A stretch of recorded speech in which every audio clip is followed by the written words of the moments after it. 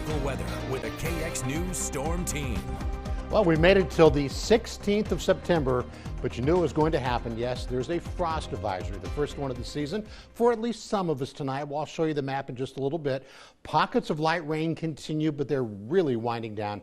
Now, tomorrow is going to be sunny and warm, but summer, and I put it in like air quotes, returns for the weekend, because it's going to heat up a lot this weekend, which, by the way, if you haven't heard, it's the last weekend of summer, at least according to the calendar. Frost advisory for all the counties that you see here in western North Dakota.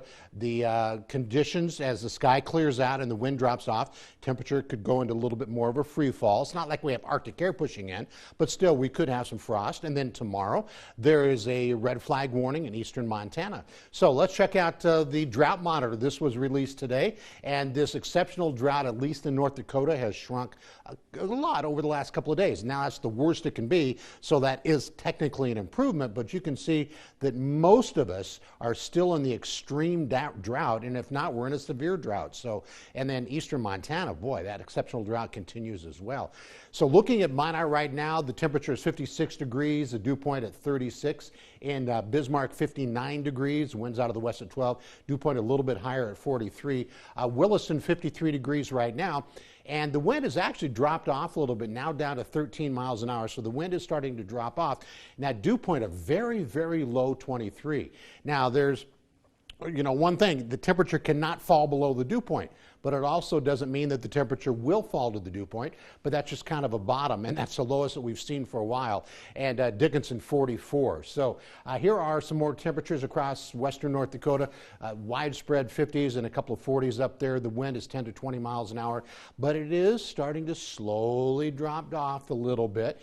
And here's the satellite and radar, and so this is real light, and especially in western North Dakota where the dew points are lower, the rain is falling out of the clouds and there's dry air underneath it. A lot of it's not reaching the ground. Now some of it is, and it looks like the Bismarck area might be getting a little sprinkles. So don't be surprised, like if you just watched your car, that there's a few raindrops on it.